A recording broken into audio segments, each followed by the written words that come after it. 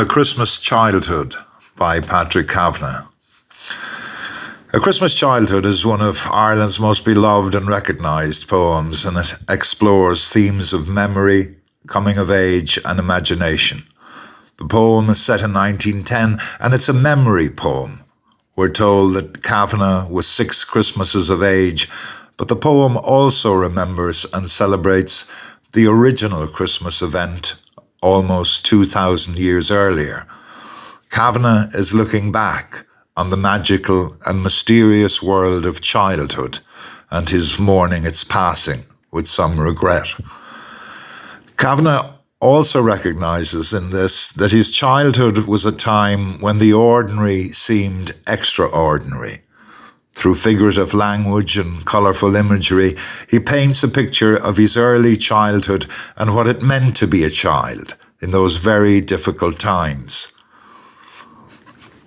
Similar to another poem, Advent, A Christmas Childhood uses religion both as a theme and as its main source of imagery.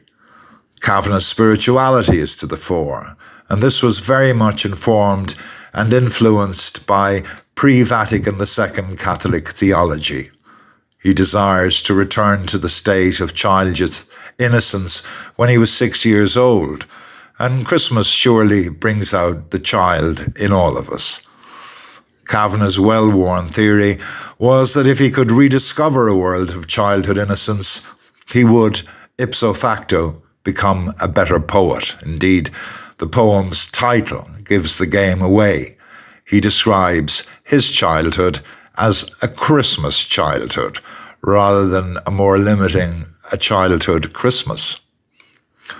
Kavanagh wants to bring back the newness that was in the world before things grew stale through over-familiarity.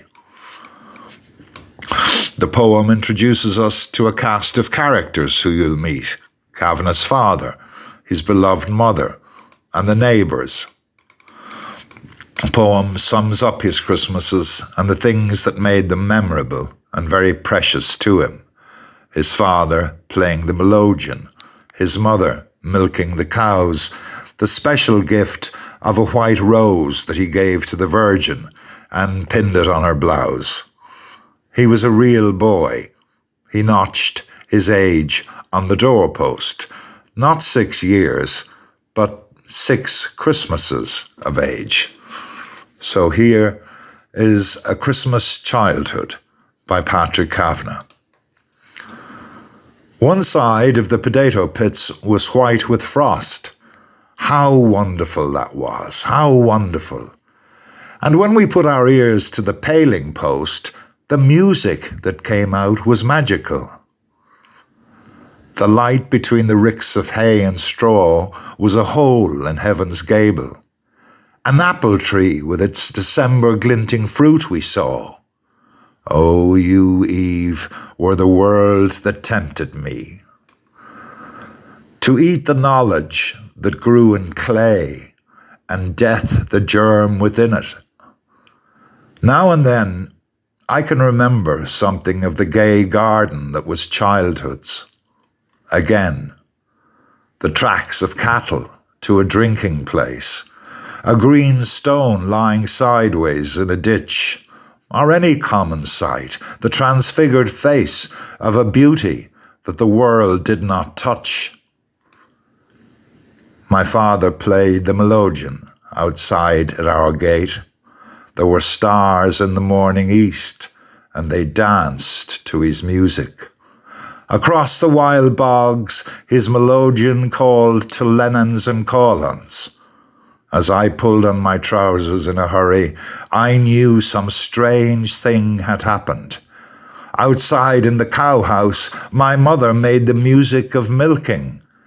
The light of her stable lamp was a star, and the frost of Bethlehem made it twinkle. A water hen screeched in the bog.